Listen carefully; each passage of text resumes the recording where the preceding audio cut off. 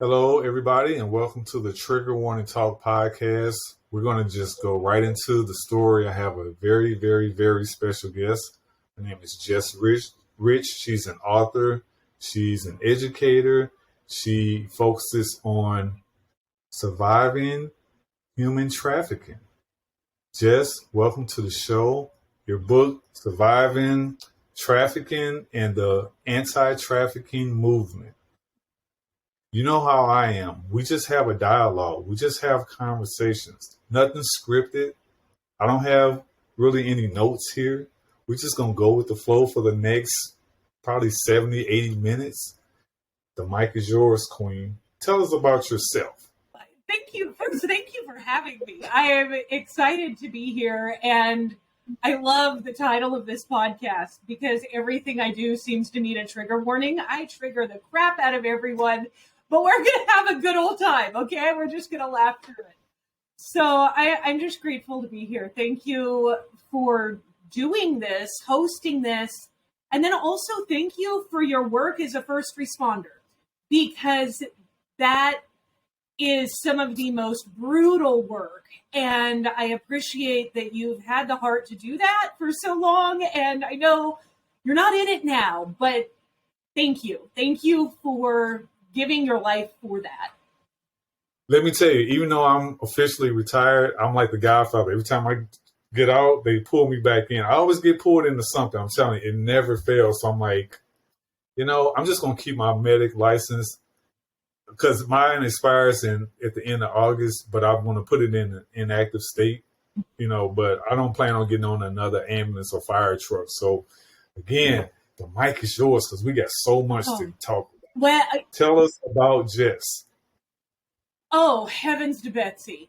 I am a whole mix of a lot of crazy and yet completely sane.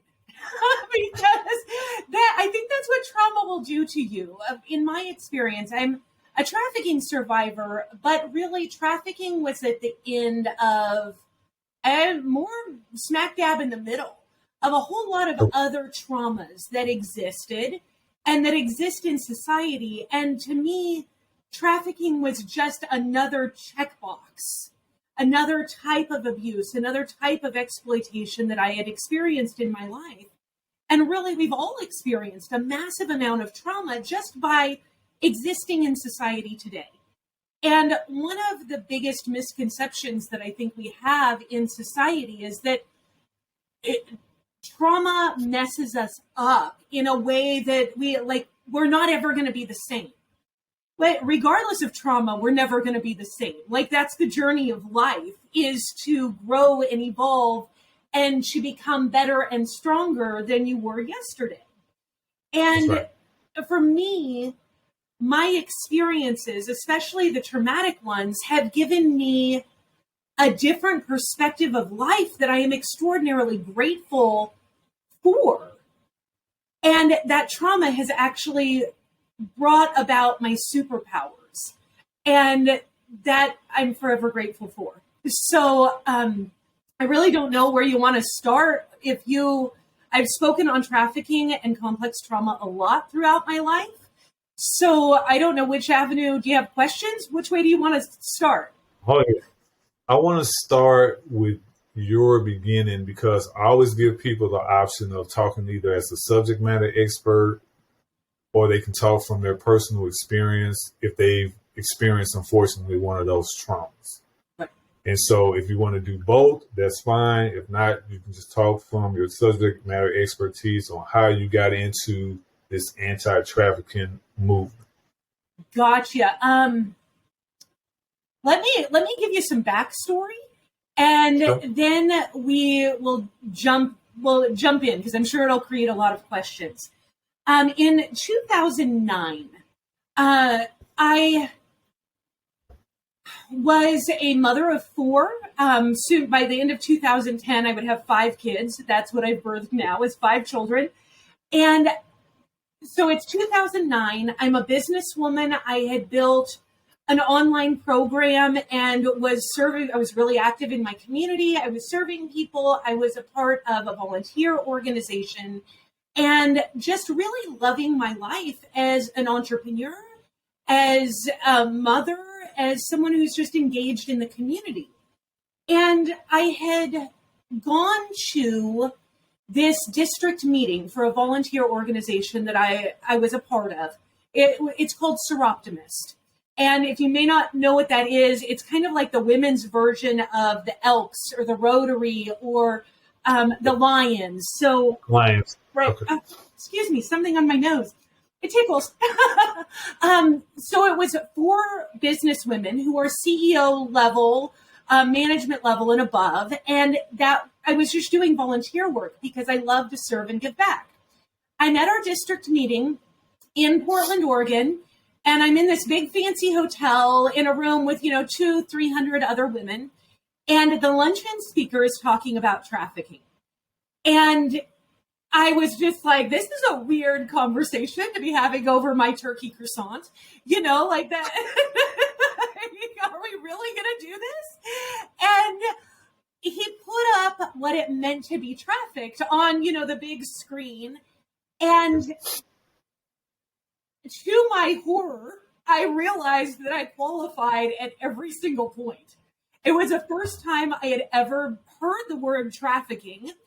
And then to be able to receive it and be like, oh my gosh, that's me. Like I sat there and I bit my tongue until it bled. I just squished my tongue in my mouth between my teeth. And I was just like, is this real? Is this happening? Because I had been trafficked in that hotel the prior decade. And so it was like this full circle event but I had to hold myself together. And yes. Quite frankly, that I learned from my pimp. And so I learned how to maintain the calm demeanor on the outside while inside it was like complete chaos. And so I finished out the rest of the day. By the time I made it to the car, I lost it. And I just fell apart. I was like, I finally had a word that was big enough to express the pain of my experiences. Because I had gone through so much healing just believing I was a hoe. It was this lifestyle of pimps and hoes. And so when I understood that trafficking was a thing, it was like the first time in my life I had ever been told that it wasn't my fault.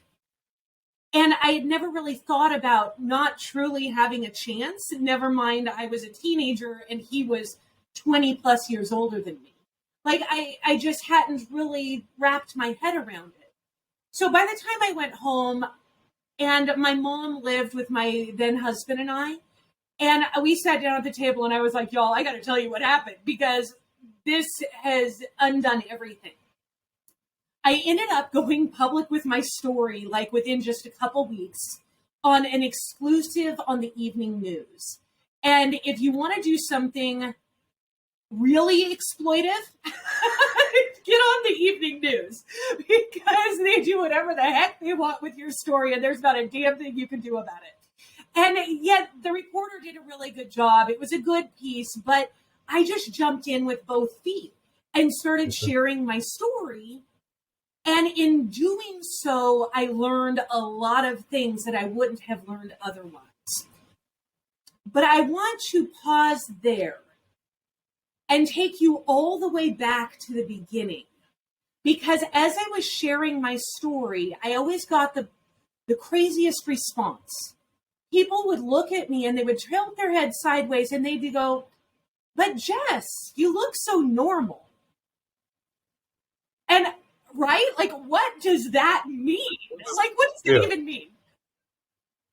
Like, you're not a one-cell amoeba. Right. So, like, you're not a cyborg with the metal showing exposed or whatever. Right. Well, what am I supposed to look at like? Were you just expecting like a helpless victim? Like, should I have been like covered in dirt, maybe chained up all these years later? Like, what am I supposed to look like?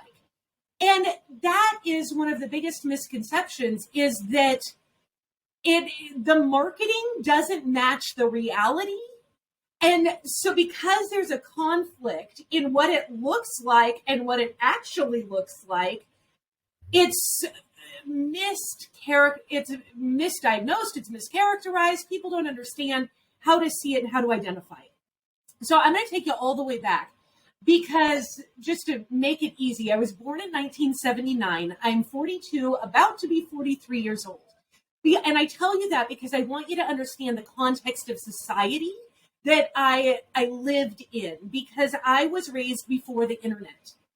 And we didn't have access to the type of things that we have now. Mental health as a phrase wasn't even used yet.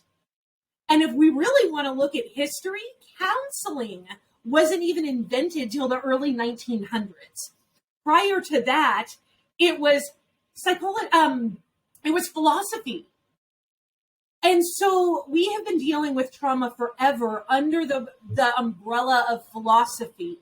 But the context of like counseling and therapy has really created some unique challenges because it is like separated us from the wholeness of the person.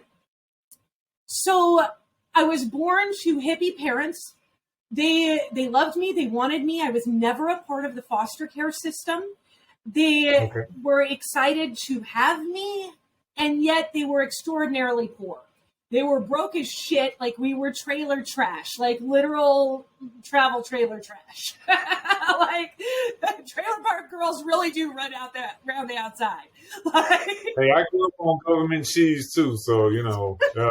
You got to run around the outside because you can't run inside. That's right. That's the real reality. And like my mom and dad had experienced a massive amount of trauma, and they were dealing with it just by ignoring it and remaining silent. They thought if they just put it away, it would be okay. And we know now that that doesn't work. But when I was 4 years old, there were 3 neighbor boys that started to have sex with me. They were 13, 15, and 19 years old. And I didn't know what sex was. I didn't know what rape was. I didn't know those words.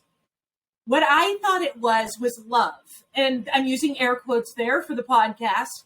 They were showing me, quote unquote, love in the same way that someone probably showed them, quote unquote, love. Because how old are you at this age? I'm 4 years old. And how old are the 3? They're 13, 15, and 19 years old. Okay. And so I really I'm sure they knew better, but a 13-year-old who is healthy does not he's not sitting at home going, geez, I'm sick of playing my Atari. I'm going to go screw the girl next door. Like these are patterns.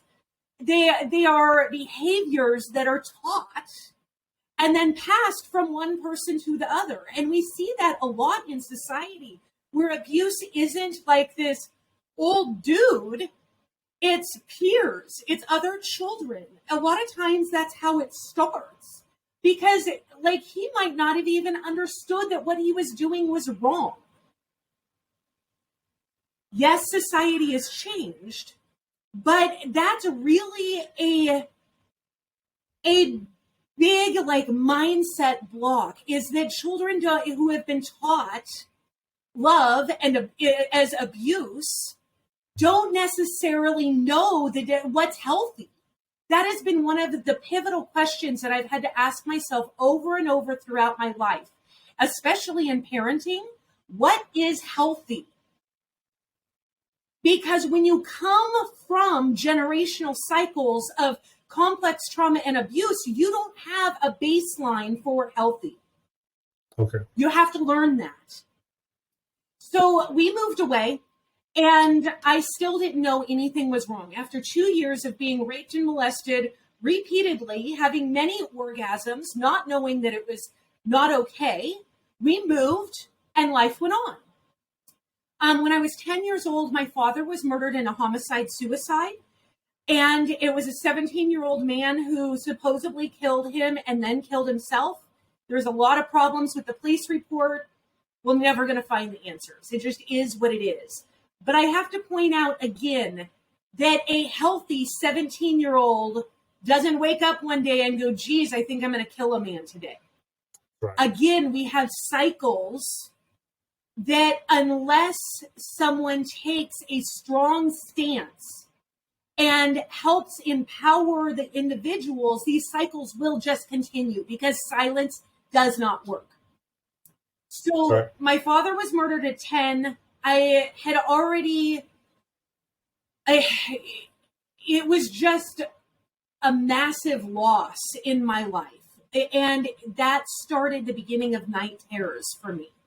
So within a couple years, my friends started talking about sex. And I was like, y'all don't know what this is? And that was when I had the big epiphany that what I had experienced was not normal, that it wasn't healthy. And so all of a sudden, all the shame started coming in. I started partying. I lost my damn mind at 12, 13 years old. And my mom took me to therapists, counselors, trying to get me help. And every single one of them would just like curl up, cry, and say something to the sort of, there's some things you can never recover from. You're probably always going to be this way and have problems. I don't think I can help you. I'm sorry. And so by 13 years old, I was not helpable, not fixable, uncontrollable, and kind of had a ticket to do whatever the hell I want because no one could help me. And I just became like this, what they would call like the rebellious teenager, you know? It's like I really just lost my shit, started running away, got into a ton of trouble, ended up being sent. I left home at 14, but by the time I was 16, I was causing so much havoc that my mom sent me to Job Corps. So Job Corps is like it's a long, you know what Job Corps is?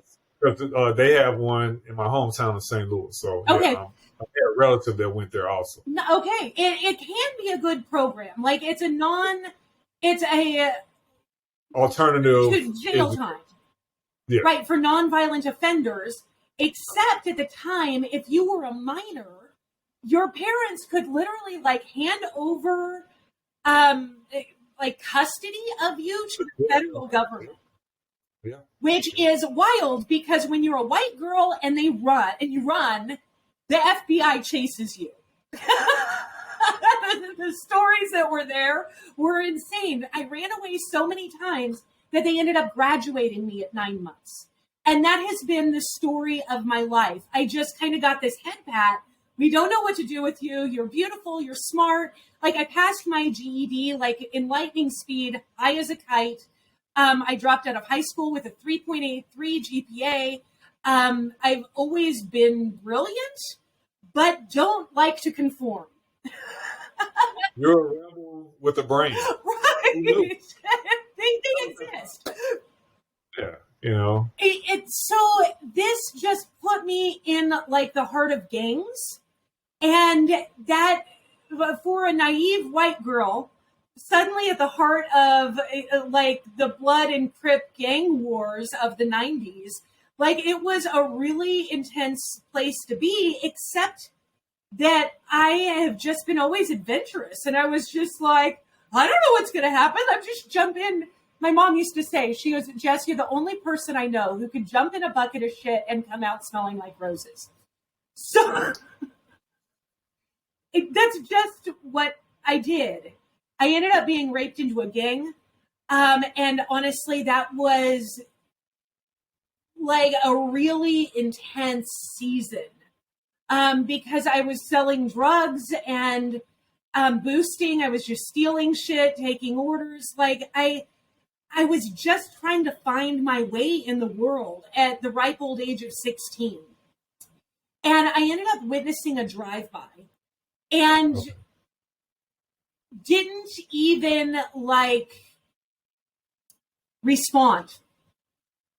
Like I was sitting on the porch smoking a morning cigarette at like 2:00 in the afternoon. watched a friend get their head blown off. And I was like, this is probably dangerous. Finished my cigarette, got up and went inside. And I realized that I was probably pretty jaded. Like, for a 16-year-old to have that epiphany was a really big deal. But it was like, it didn't really impact me the way it probably should. You know, like that. I was like, I am thoroughly fucked up by this point.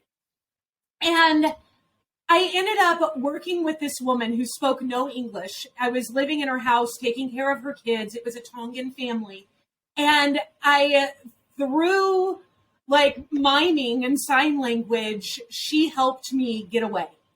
And I ended up getting an apartment that my mom co-signed for in downtown Portland, working at this restaurant, and I was just waitressing. And it was like I had this small season of life where I escaped the gangs, was just living in this cute little studio apartment in downtown Portland, taking the train, which there is called the Max, taking the Max to and from work, and just living my life.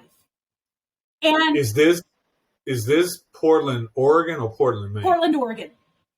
Portland, Oregon. And it was person, so exactly. It was such a beautiful time of my life. This is right around my 17th birthday. And this man started coming into the restaurant that I'm waitressing at.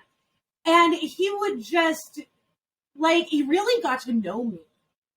And he took the time to actually see me and care for me. And it was attention that I had never really received because everyone else just kind of said, we don't know what to do with you. And he helped me change my name. And this was such a power move. And yet it was one of the most empowering things for myself because my mom wouldn't emancipate me. And so I had to get permission from her to do just about anything because I was still a minor. And he was like, I can get you a fake birth certificate and you can change your name. And so in one day, I went from Jessica, which is my birth name. I go by Jess. But I went from Jessica to Joanna, who was not 17, but was actually 22.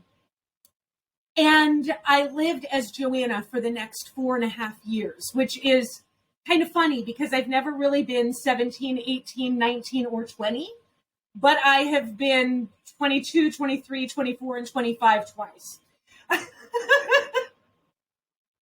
That's a story in and of itself. Right. Like just that year period is a book by itself. I'm waiting for that. Right.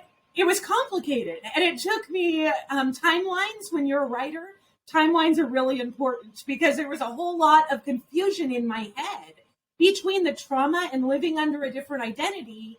It was like a mess. But having this different name suddenly, he solved a problem for me. And the problem was I was a minor and then I suddenly wasn't. And that was awesome. And he asked me a question that was probably the most important question I've ever been asked. He said, if you're already having sex, why wouldn't you want to get paid? That's a legit question, right? Legit. Like, and I wish I had thought of that. I wish I had thought of that question in some of the experiences that I've had as a young person, because, hey, in those early days, you go out and you're having fun, especially once we started going to the clubs and stuff. Oh, I was a wild boy, wild young man. And, hey, that's a very valid question. I've never heard it put like that. And so when he said that to you, what say you? I was like, you can get paid for that? I don't know why it never really occurred to me that I could just be a hoe. Because, I was raised on Snoop Dogg and Tupac and, Pretty Woman, the movie had just come out. And, Yeah. Bitches ain't shit but hoes and tricks. Right. That's what Snoop Dogg said, right? Right, exactly. And, Two Live Crew was, the shit. And so I was like, oh my God, you can get paid for that. And here I am waitressing for $2 an hour. And so I was like, this just freaking makes sense. So, which means it's not even hard to turn someone out. You know, it's like, it's a poverty issue. It's a resources issue. So he put me on the street, and it literally took like less than 2 minutes for someone to pick me up. And dude offers me $50 for a blowjob. And I'm like, okay. And like the entire thing's done in like less than 5 minutes. And I'm like, this is the craziest thing in the world, because I had already given a gazillion blowjobs and I just made $50 in like 3 minutes. And I was like, that was unreal. So as I'm getting out of this Trix truck, like I'm buyer, this buyer, we always called him Trix. So I'm getting out of his truck, and as I'm doing so, I kind of had to turn my shoulder a little bit to hop down. And as I did, he grabbed my purse and started wrestling with me. And in that process, he stepped on the gas. I got sucked under the truck, and he ran over my leg. Oh my God. And I'm laying there, like on the ground, looking at this diamond imprint on the front of my left shin. And I'm just like, what just happened? You know, it's like in 5 minutes, I went from being a total square to sucking a dick for $50 to getting run over. And I'm like, this just happened. And my dude from the restaurant pulled up, and I get in the back of the truck because I'm like panicking, and I'm like, I don't even know what happened. And he asked for the money. And I didn't even think about it, because it was like adrenaline rushing and all that other stuff. And yet, plus your leg has just been run over. Like, dude, like, no thinking. Where's your humanity? Like, what was okay? So the paramedic is kicking in. It's like, tap me in, LP. Tap me in, because she just glossing over that. Right. Okay. Yeah, didn't go to the hospital. Nothing happened. Like, I was just like. So no bone broken, nothing sticking out, no bleeding. No. Okay. Like, literally, it was a black, like tire tread, like black scuff. He ran directly over the front of my shin. And maybe my calves are squishy or something. I don't know. But it created this indent, kind of like if you're dehydrated, if you push your thumb into someone's leg. It just did that in the shape of a diamond and got me dirty. Okay. And I was like, okay. I'm in the back of the truck. I'm wiping my legs off, like looking at it. And I'm like, I think I'm okay. Because you know what? I'm tough as shit. I could already square up and throw down. Like I had to, when in gangs, I had to like really prove that I wasn't a bitch. I don't know how else to say that. So I already was pretty tough. Yeah. And he asked for the money. And I just gave it to him. Like, I didn't even think about it. Like, it didn't like dawn on me that, I just made that money. Like, he just asked for it and I gave it to him. I didn't realize that in that moment I was choosing. And that from that second, that was when I gave the ownership of me away. It wasn't before then. The moment I paid him, that was when I chose. And he started moving me quick. It was like the next day. We were in another city. We were in Seattle, or I'm not sure exactly which direction we went. Because I worked the entire West Coast track. We went up and down the West Coast a few different times over the next 14 months. And is that Highway 1? Pardon? So you were driving up and down Highway 1? No, I-5.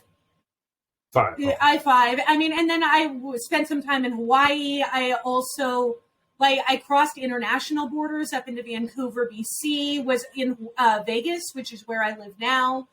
And so, we just traveled. And that was a part of it, is that when you're working 7 days a week and you're moving a lot, you can't ever really get a grip on reality. It's just so fucking fast that you can't think straight. You can't process. You can't, it's just like go, go, go, go, go, go, go, go, go. And I had fully bought into this lifestyle of pimps and hoes. And quite frankly, during those 14 to 15 months, I was more well-dressed then than I've ever been in my entire life. And it's because I was a product, which meant if I was wearing $3,000 suits and $500 heels, I could make a $20,000 night. Wow. Let me ask you this. What age are you at this point? From right after I turned 17, all the way through, biologically, 17 through 18. Nothing magical happened on my 18th birthday, because even when I went to jail or the cops traded blowjobs for not arresting me or any of those scenarios, no one knew because my driver's license said I was Joanna and I was not a minor. And so, you literally just can't tell by looking at someone how or why they're in the industry. Does that make sense? Yeah, because my ADD kicks in a little bit. That's why I don't do pre-drafted questions, because I like how it flows. Right. Based on the conversation. So that ADD LP kick in for a second. Because you're going to get probably 2 or 3 other folks, since I don't have my other people here right now. Right. You're wearing these expensive outfits. Shoe game is on point. Young, beautiful, professional. Mm-hmm. What's your clientele like? And also, after you answer that, I want you to talk about why you use the terminology pimps and hoes. Because I know, again, this is the Trigger Warning Talk podcast, and people think, oh, it's all... No, we do real talk. Mm-hmm. So please answer those 2 questions and then continue. Absolutely. So for who were my clients? Well, when I was wearing the $3,000 suits, I only wore that when it was appropriate. I worked wherever he told me to work. And so it was like sometimes me getting in trouble meant I had to go work the $20 Fresno track where you're sucking and fucking for $20. And it's really hard to hit your $1,000 quota when you're turning $20 tricks all day. Okay. And so you wear what you need to wear depending on where you're working. And so I worked the track. I worked escort services. I worked 4- and 5-star hotels and the bars. I worked everything, because wherever there was money, I needed to get it, because that's what he told me to do. And I'm going to go back to the buyers, but I want to jump to the second question, because I didn't have language for anything else besides pimps and hoes. And that's what the culture told me. That's what, like, when I was arrested, that was a prostitution charge. That wasn't trafficking. That wasn't it. The world told me exactly who I was, because when you sell sex, you're a hoe. Does that make sense? Like that. The sense in the world. The part of the reason that we are doing this podcast, part of the reason that this podcast is constructed the way it is because I believe in using real talk. Again, like I told you, fluff is an action word. That's what you do to a pillow. Right. We don't do fluff conversations. Right here on that screen that's being shared, it says uncensored conversations.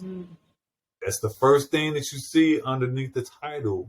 That's why all those topics are in that color band that are all intertwined and connected. Pimps, hoes. We're not talking about, you said you were an escort, but you were pimping and hoeing. Yeah. Or being pimped and hoeing. Oh, I get what you're asking. Okay. I light bulb moment. Yay. There are some terms. Words mean things.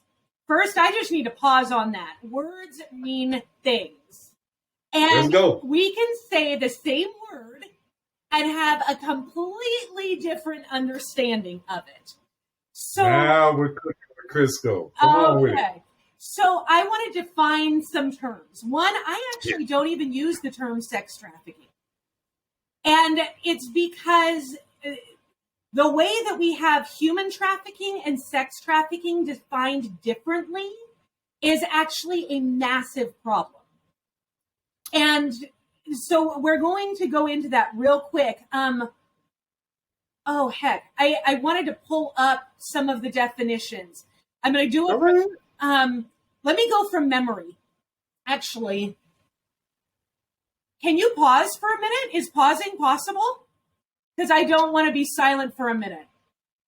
No, while you're doing that, I'm going to talk. Okay.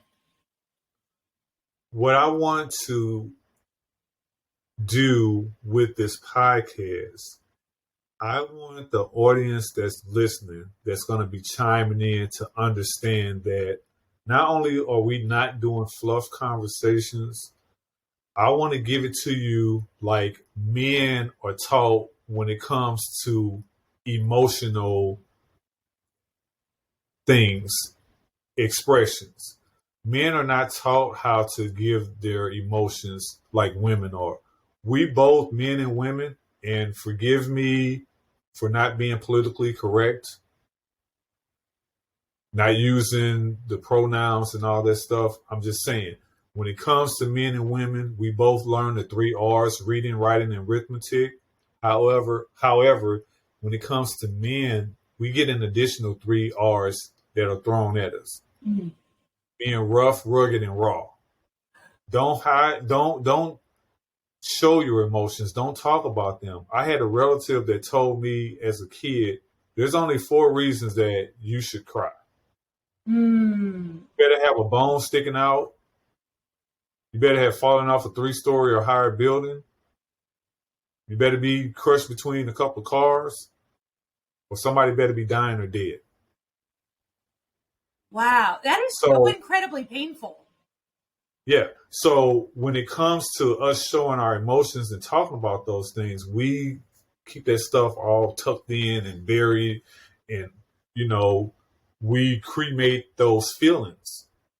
Mm-hmm. And it's like, when it comes to these conversations, when we're talking about sexually based offenses, we're talking about human and sex trafficking, missing persons, which includes child abductions as well as runaways, and domestic violence. Like I said to you before, when I'm searching these other podcasts, when I'm going into these public social media platforms like Clubhouse and other places, it's that 10% that you talk about, that you see. I flip that iceberg upside down. Let's have this 90% of those conversations being brought to social media, being brought to the forefront, because if it's not going to be real talk, I don't even want to have a conversation. I don't. If you say you're pimping and hoeing, damn it, I'm going to say you were pimping and hoeing. If you want to say, oh, you know, I went on an outing with a gentleman or a stranger and we had relations, I want to say that. Mm-hmm. Whatever works for you. But don't get triggered and be like, oh, agony, agony, agony when you hear it. Like, I can't believe that they said pimping and hoeing. Well, damn it, if that's what she did, that's what she did. Are you ready for this? Yeah, because this is going to blow your mind. This is part of why we have so much confusion in the anti-trafficking movement today. I also want to point out, it's funny, on the logo, the trigger warning logo, I actually qualify as every single one of those 4. And that is what a complex trauma does, is that each thing stacks on top of the other, and you just get, right, you get more points. Okay. Thank you. So we have a lot of confusion around the word trafficking, and it's because the terms in the U.S. are different than the terms in the UN. And so, say that again, please. Okay, the U.S. definition of trafficking is different than the UN definition of trafficking. So when we normally hear someone saying, let's take media, for example, and they put a whole bunch of pictures out of all the buyers, and there's a bunch of people arrested for trafficking. But how are buyers trafficking people? Like, do you see how, like, when you normally think of a trafficker, you're thinking of a pimp? How come buyers are getting arrested for trafficking? Now, there's also people who are being arrested for trafficking themselves. And it's like, how does that happen? How are these things being reported?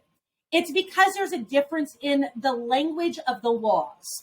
So what I have pulled up here is a section, you can find it in the Library of Congress. This is HR 3244, the Victims of Trafficking and Violence Protection Act of 2000.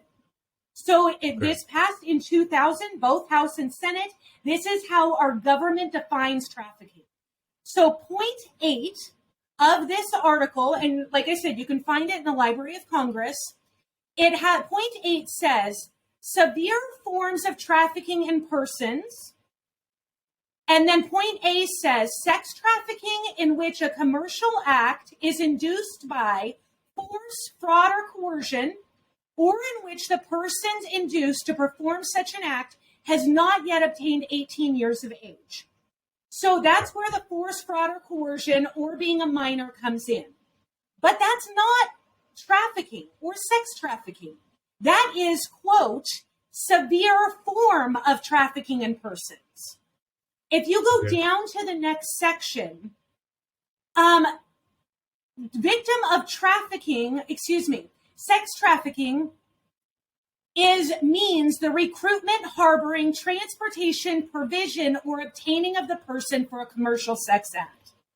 So if you are a landlord and the person happens to be selling sex, who's renting your unit, you are a trafficker. If you are an Uber driver and you take someone to a call and don't know it, you, my friend, are a trafficker. If you take someone to, let's say you're working with someone and they want to go to a counselor, to a therapist, or they want to go to the ER, you have transported them. You are a trafficker. If you are providing for your children and made the money through sex work, you are a trafficker. Are you kidding me? I wish I was. This is in the Library of Congress. Words mean things. If you buy someone, and it doesn't matter if they're completely consenting, they're 40 years old, they're 150 years old. If you bought someone for the purpose of a commercial sex act, you, my friend, are a trafficker. That is what our government says. That's how it is defined. I don't think that is appropriate, because what my trafficker did to me was horrendous in comparison to the governor who just wanted to fuck me and do coke off my tits. There's a difference between all of these different players in the game, why they're there, and the words don't do enough to describe all of it. So when I'm looking at the sex industry, I look at the industry as a whole. Sex is sold in a lot of different ways. So we have porn, we have strip clubs. In Nevada, we have some legalized brothels. We have like webcamming. We have like dungeons, BDSM, and part of them are legal and part of them are illegal. Right? Are you tracking with me? Don't forget OnlyFans. Oh, OnlyFans too, but OnlyFans is entirely legal. So it's like we have the sex industry. Some things are legalized and some things are illegal. Now, one of the things that really gets me on this conversation, especially surrounding laws, is that we have so much moral stigma around selling sex that we can't wrap our heads around how fucking stupid the laws are. Okay? You said it's unedited, so I just had to say it the way it is. So I want to take you for a moment through how the laws are actually applied in different models throughout the world, because there's 3 different models for the for sex, selling sex. We are currently 3 models. So we are living currently in a criminalized model in the US. Buying sex is illegal, selling sex is illegal, right? Then there's also a Swedish model or the Nordic model. It is a legalization model where it's legal to sell sex, but it's illegal to buy sex. Okay, sell but not buy. Right. And then the third model is decriminalization, where it's simply not, it's decriminalized. You can buy it, you can sell it, but yet violence and rape is still illegal, right? Because that's illegal regardless. So I want to explain how these laws play out, but instead of talking about selling sex, we're going to talk about selling oranges, like the fruit, okay? Sure. Because we've got to take the stigma and our moralistic views around selling sex out of the equation and look at this as an industry so that we can understand how these laws are played out. Does that make sense? You ready to go on a ride? I'm all ears. Okay. So I have oranges. And as long as my oranges are mature, I can give my oranges to anyone. I can take photos of my oranges and I can sell them online. I can post them for free online. I can just randomly show my oranges to anyone and I can give them to anyone. I can even give them to lots of people at the same time. As long as I don't sell my oranges, I'm okay. The moment I sell my oranges, I'm now a criminal. If I see someone else being forced to sell their oranges, I can't report because I'm a criminal and I would face charges. If someone rapes me if someone steals my oranges, I lost my mojo for a second. If someone steals my oranges, if someone smashes my oranges, if someone takes my oranges, I can't report because I'm a criminal for selling oranges. So I'm literally on the wrong side of the law and have no support because I'm a criminal for simply selling my oranges. It does not define why I'm selling my oranges. It doesn't define whether I'm being forced to sell them or I just want to sell my oranges because it's fun. Just universally across the board, if I'm selling oranges, I'm a criminal. I can't report anything. I'm going to jail. Does that make sense?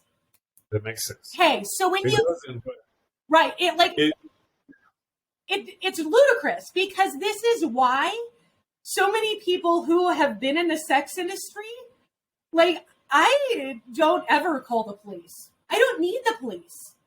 We can talk about prison abolition, and we need more than police reform. And it is entirely possible to function without the police force. I know because I've been doing it my entire freaking life. And don't you think I've had to handle really complex situations? When you've been in the industry, you don't have the privilege of picking up the phone and saying, I need help. Okay. So you learn how to navigate life differently.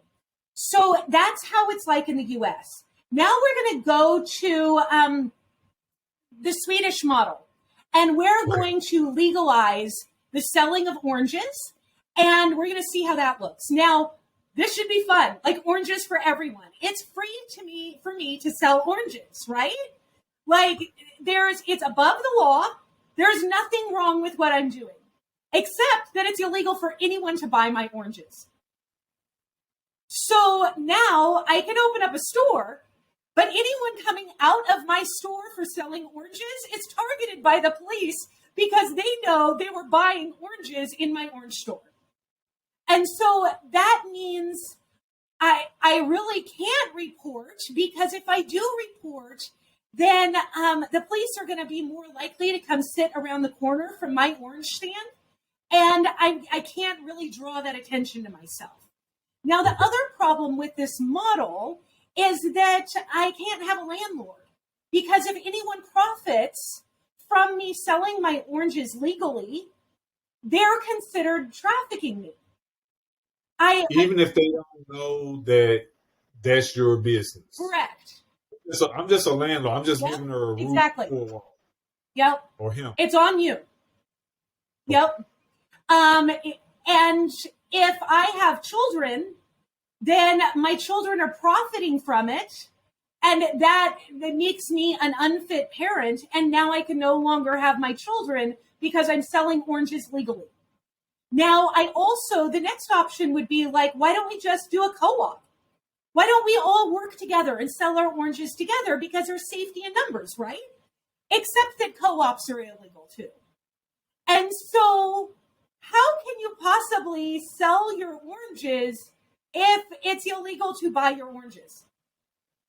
Like, it just doesn't work. You don't have options because everything around it is also illegal. Are we talking legalization? Are we talking RICO level?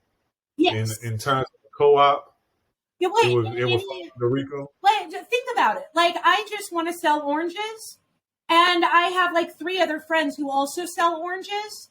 What if we got together and worked together and it was safer for us to work together and have like the same building, the same fruit stand? We're all selling oranges. We're just looking out for each other as friends, right? You can't do that because that's illegal.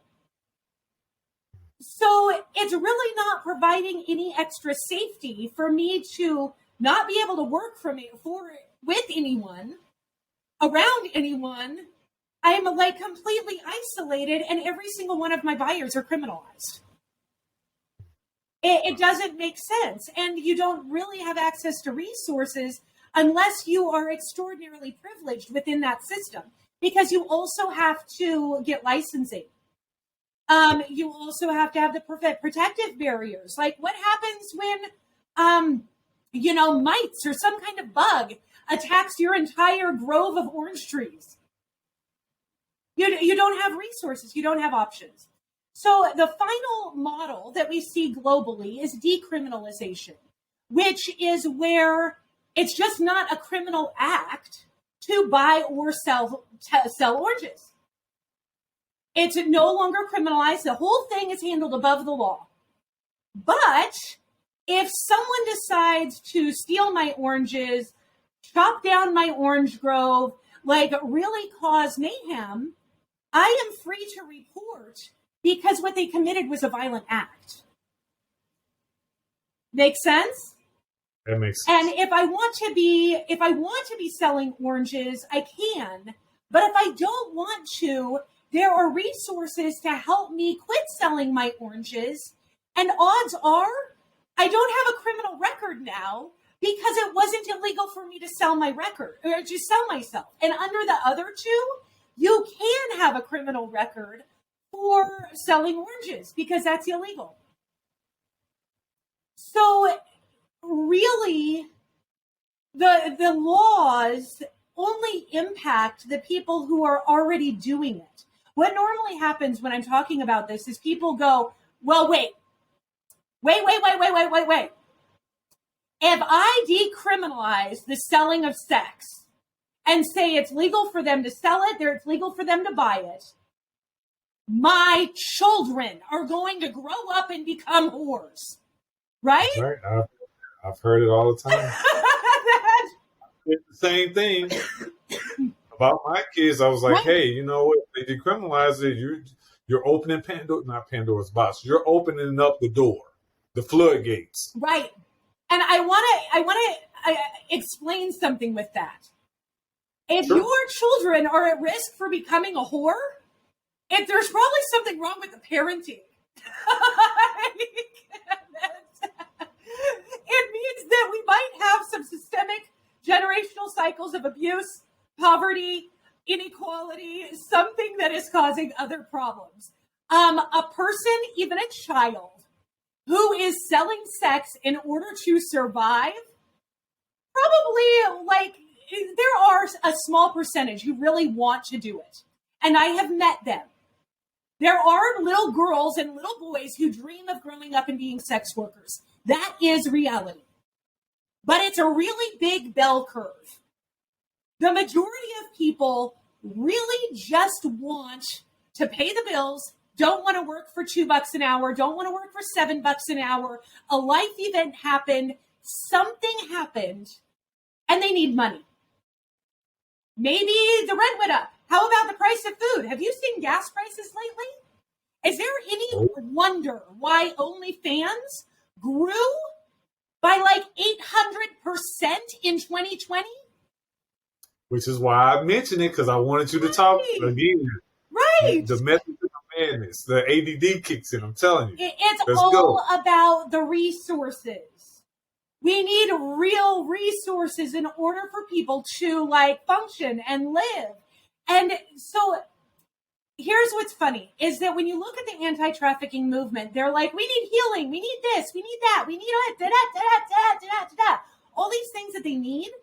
But when you actually talk to a large enough population of people who have been in the sex industry, you will find within the US, they generally ask for two things.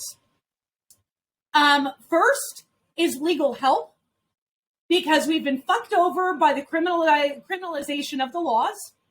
I myself still have on my record an arrest under a false name for prostitution while I was biologically a minor, and it's just going to be on there. So the first thing that people generally want is legal help, because of our criminalized system. Second thing is vocational resources. Like, it makes money.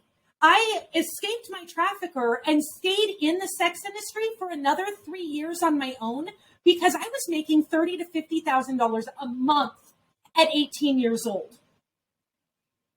30 to 50 stacks a month. A month. At 18. At 18. At 18. 30 to 50 stacks a month. That's a real money. Yeah, and how long did you do that? About 3 years. I spent... 3 years. Yep. You made 30 to 50K a month. I need to do the math on that while you're talking. Go ahead. It's a lot of money. And like, I made it for my pimp. At that point, I was just like, I'm keeping my money. Because my quota with him was $1,000 a day. I only didn't make my quota once. And that never happened again. And so as I got away from him, so here's the fun part. This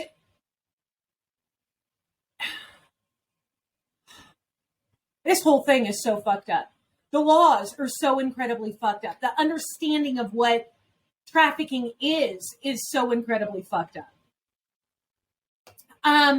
It was my business sense that actually helped me escape my trafficker. So it was like the mid-90s. And before GPS trackers were a thing. And so I could buy time. I would end up getting a lot of money from one trick, and then I would dole it out to my pimp over the day. And I was hiding in the law library in Seattle. What I was doing was I was studying the laws around the sex industry, going, why on earth are like strip clubs and escorts legal, but yet selling sex illegal? And I discovered that there were a bunch of loopholes. And as I started to experiment with my clients, just trying to stay within the laws and yet still get the money, one of the women I was working for, because you can have a pimp and still work for an escort service. Like the escort, it's a business. Like that's what people don't get. The reason I'm so fucking good at business is because part of my abuse was business, and I had to learn how to heal that part of me. The sex industry, it made me an incredible entrepreneur. That's how I got my start. But so many times we like throw the baby out with the bathwater and we say the entire thing was trauma, and then we don't get the gifts, the lessons that we learned. And one of my lessons was how to be a badass entrepreneur. Like the sex industry is the reason like the internet exists. Or the progression of technology. So here's I just said that to somebody. I said sex is the backbone of the internet, and it always will be. Oh, it's fun. not just the internet, but technology as a whole, because they have excess money and they're always looking for other ways to get around the law, because the laws are set up that you literally just can't report people who are not trying to traffic people and who are not trying to be violent. Like, I would say in the sex industry as a whole, at least 80% of your buyers, maybe probably more, like, don't have any ill intent. They just want to engage in sex. It's a business deal. Like, no, go ahead. We just don't get it. And I'm so glad that you said that. People just want to do what they do. They just want to have fun, whether they get it free or they pay for it or what have you. Have you tried getting it free? Like, have you seen the dating world? Yeah, I'm not a part of that anymore. Hiring a professional is in a lot of ways a lot safer. Like, because they take care of themselves. They're the product. It's a lot safer. There's no strings attached. No one's going to get emotionally bonded to you. Like, it makes a lot of freaking sense. They're not going to disrupt your work. They're not going to be jealous or call you later. Like, we have human needs. And as long as, like, work exists, like this hustle mentality, like, you can't carry on a relationship when you're working 80, 100-hour weeks. Like, it's still the world's oldest profession, right? Wait, and so why? Oh, duh, good point, right there. It's the oldest profession in the world. So why isn't sex work? This subject matter expert, please give us the answer. There is no answer. It's just bullshit. There's no answer. It's just bullshit. I just want to hear you say it because you're the guest. You know, I'm just doing the interview. But do you see how ridiculous it is? Yeah. Like, and the thing is that if you're worried about children, if you're worried about your children, provide for them. Break the cycles. Do better. Next time you drive past some homeless kids sitting on the street, instead of grumbling and being pissed off about how they need to be in school, where are their parents, maybe you should go to Subway and buy them a sandwich, sit down next to them, have a little talk, and see how you can actually help them. You want to help stop trafficking? Show up for the people in your community. Quit judging and just listen. Care. Buy them food. Buy them some weed. And if you're in a legalized state like we are, don't you know a little coping might help? That conversation, like you said, again, community, my definition is common plus unity plus dialogue. You got to have the conversation. Exactly. And you will, okay. People are like, why don't we report, or why don't they come forward? Why don't more people like say this is what's going on with me? Like, especially as someone who is a first responder, it's like, why don't they disclose? This has always cracked me up because I think people who are in those helping professions forgot what life was like in the ghetto. Like, when you're in the hood, when you're in the ghetto, what happens when the cops roll down the street? Everybody scatters. Why? Because, hey, everybody's a target. Right? Everybody's presumed to be a criminal doing criminal shit. So why on earth would I want to report to you? Why would I disclose to you? We have a problem, and it's that law enforcement's on the wrong side. I lived in the projects as a teenager. We moved down there when I was 13. And so I lived down there from 13, and I bought my first house at the age of 28. So congratulations. That's a big deal. Yeah. My closest friend, because people who don't know, I got into EMS at the age of 37. I'm 51 now. Mm-hmm. Before then, almost for 20 years, I worked in IT. Mm-hmm. I was a computer prodigy, so I taught myself about computers and all this stuff. I don't have a degree or anything like that. All I have are certifications and licenses in EMS. And so he made this comment because remember when dial-up first started for home? Mm-hmm. There was a company in St. Louis called Primary Network, and they offered dial-up service. And you just plug your phone into the modem and all this stuff or whatever. He said to me, and I'm living in the projects now. We're living in the projects. And he used an expletive that I won't say the word. He said, "You're the first N-word in the projects that got the internet." And I was the first Black person in the projects that had the internet. And I had built this computer lab for all the kids. Everybody had a computer. They had all their games and programs that were age appropriate and academic based and all this stuff. But I remember living in the projects, avoiding all of the negative stuff. I didn't fear the cops. You know what I feared? Mom. I didn't fear the gangs. I didn't fear the drugs. I didn't fear the cops. I feared Mom because I didn't want to disappoint her. I grew up in a single parent household. And so far be it from me, plus, and I wasn't that dude. I wasn't built like that. You know, so I totally know what you're talking about. And I remember when the cops would drive around, everybody's scared. It was like, you know, in the projects, a lot of times you got bugs and all that stuff or whatever. It was like, they say the cops would come around and everybody would scatter like roaches when you turn the light on. Right? You know, so go right ahead. Would anyone be like encouraged to disclose? Yeah. Like, people are talk. It doesn't make any damn sense. People are like, why aren't people coming forward? I'm like, I've talked to thousands of trafficking survivors. You know why?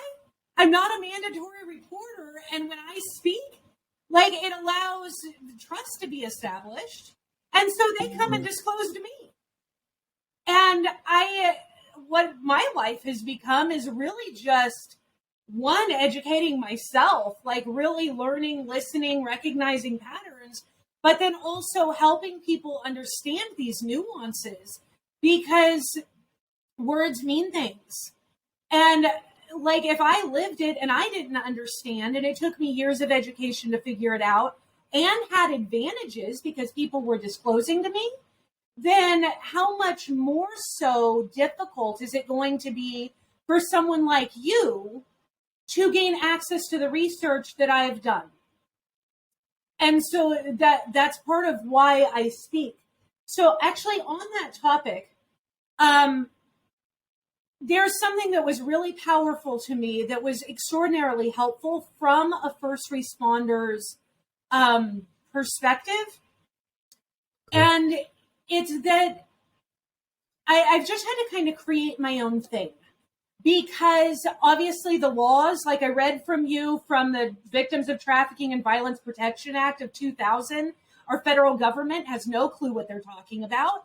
And it just is what it is. That's why the media has all these arrests that don't make sense. You know, why is someone being trafficked or they're buying sex and now they're a trafficker? Like, anyone who really looks at that without the fire and brimstone type mentality can go, whoa, like he was buying sex. Why is he a trafficker? I thought a trafficker was someone who was forcing, defrauding, or coercing someone. Yeah. Right. But he's just a consumer. Right. Yeah. He's just a consumer. Right. He's the consumer. Exactly. And so it's the federal government doesn't even understand this. And well, they do.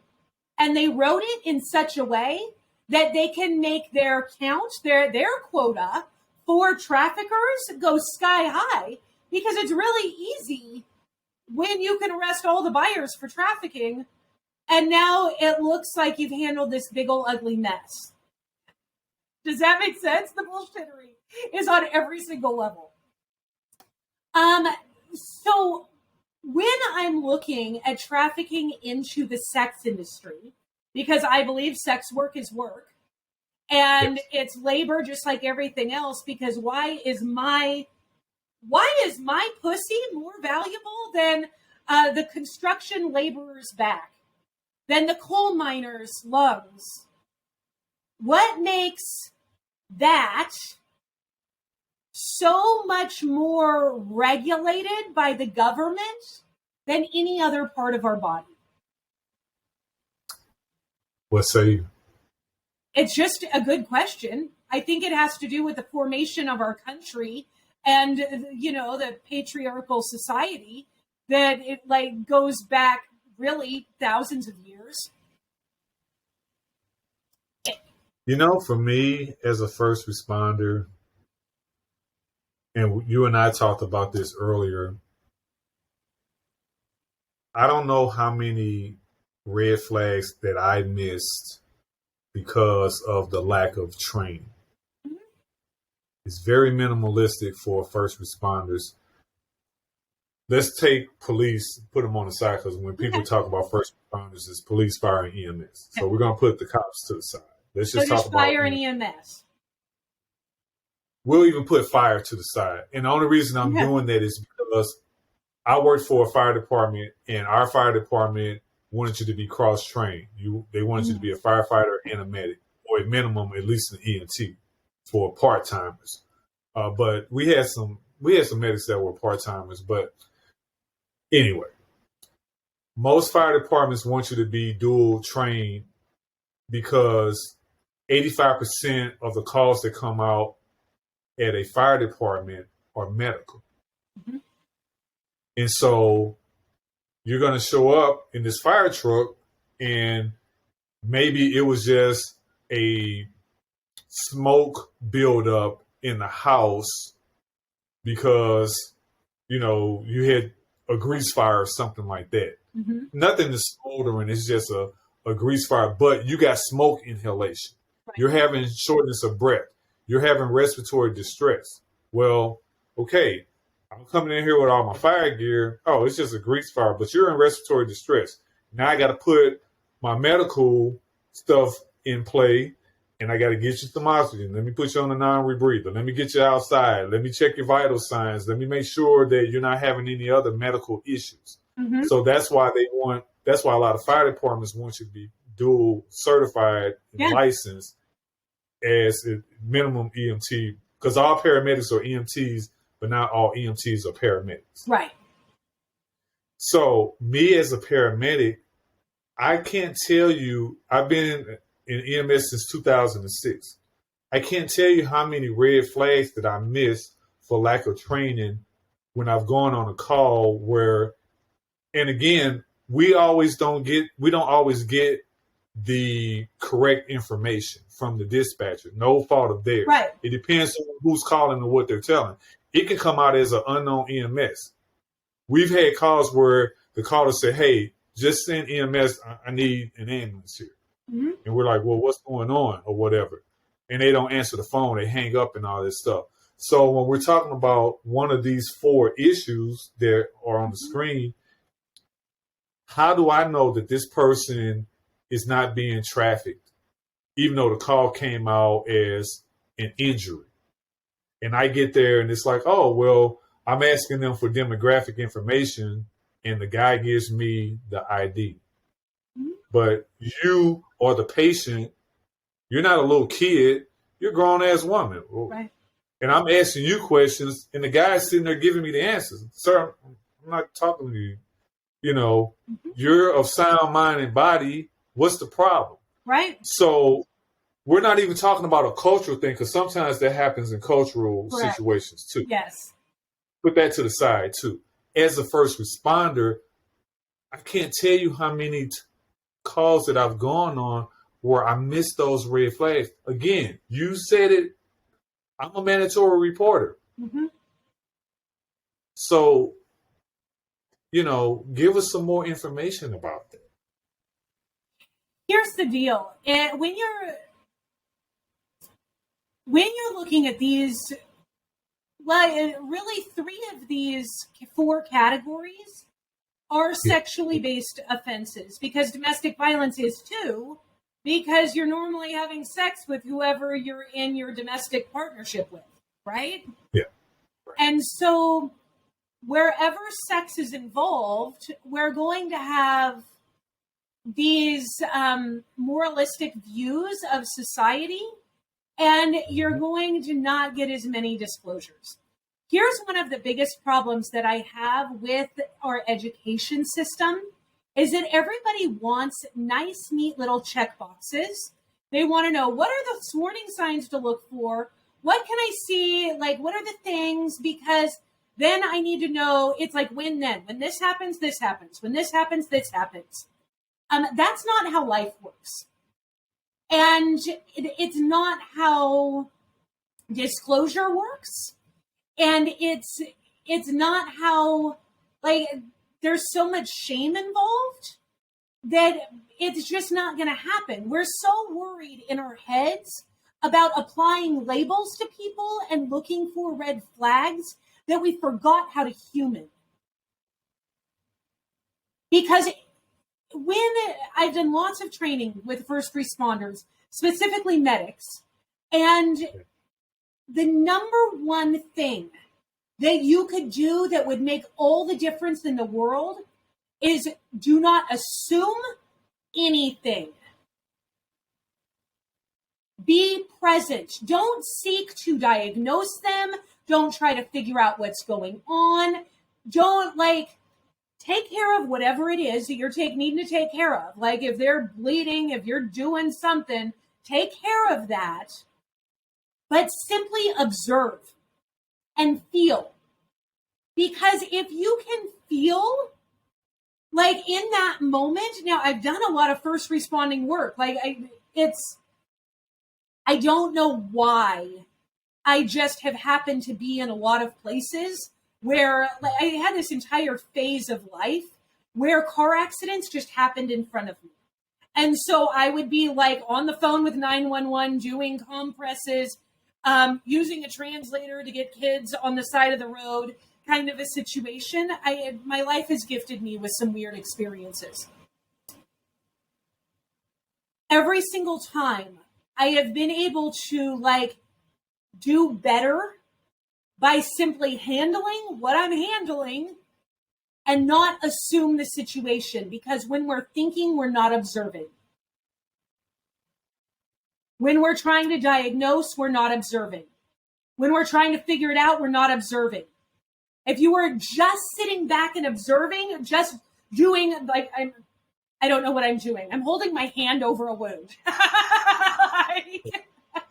Direct pressure. When I'm doing that compression, and I'm just observing, it is amazing how much you will see. And it might just be something like, he's speaking for her. She won't look me in the eye. Yes. This little thing, that little thing. That is why we miss things. We know how to human, and we know, generally, if you're a first responder, you have a better idea as to what is healthy. Just start looking for things that aren't healthy. Why is there a lock on the door, a padlock on that bedroom door? Why are these windows all not? We're not talking about the blinds down. We're talking like they're painted black and all this stuff. Like, what do we got? Vampires in here or something? Like, what's going on? Just do the job and observe without assumption. Okay. You will end up finding so much more of all of these things. You will find more missing people. You will find more sexually based offenses. You'll find way more DV and a ton more trafficking. Because what's even bigger than trafficking into the sex industry is trafficking into every other industry. It all happens in every town, every city, across the entire globe. You know what I want you to do? I want you to spend the next 5 minutes talking about the money. The dark money. Right. Talk about the digital money. Oh. The mic is shut. It's great. Have you seen inflation lately? Okay, we got to go back to technology. And how it ties into trafficking. We got to go back. It's not just trafficking; it's the industry. There's trafficking into every industry. There's trafficking into hotels. There's trafficking into restaurants. There's trafficking into construction, there's trafficking into agriculture, there's trafficking into manufacturing, there's trafficking into everything. Okay. It's all around us. Like, at one point, I knew the person who ran the Department of Agriculture in the state of Oregon. And he was like, there is like forced labor in every single farm that I visit. Wow. Like, it's freaking everywhere. It's just everywhere. But the money, the sex industry specifically, is what drives it's what drives technology. I don't even know what I was saying. The progression. There we are. The progression of technology. So they're always needing a way, because of the laws, to get around the laws. If the laws weren't the way they are, they probably wouldn't have to work so hard to side skirt the laws. Does that make sense? Yes. So, however, it makes sense to me. Right. I need you to explain to those that may not. Okay. So, the laws, we went through that with the oranges. So, Oranges, okay. With the criminalization of selling sex, makes it to where they always have to find another pathway that is different. So here's the example. When SESTA, FOSTA, which are the laws that came about in 2018 to stop trafficking, those laws were really powerful, and it impacted the entire globe. Because what it said was that it's the laws that took down Craigslist and Backpage. It said that if there is anyone being trafficked on Craigslist or Backpage, then Craigslist or Backpage or any other website is responsible for the trafficking. And They're a criminal organization. Think how crazy that is. Could you imagine owning a hotel chain? And you own, let's just say you're Hilton. You own the Hilton hotel chain and all the hotel chains with it. And there was one person who got raped in a hotel room, and now you're liable for it. How are you responsible for what happens in that hotel room by owning the chain? Yeah. That is what those laws did in 2018. So what happened was it scattered all the people who were in the industry, whether trafficked or there willingly. They're all scattered, and now it's just freaking harder to find them. It's harder for them to work safely because they don't have ways of, like, they're having to find different ways of working. So back to technology. I'm in church waving my fan listening to you preach. Come on, Jes. Come on. So the money.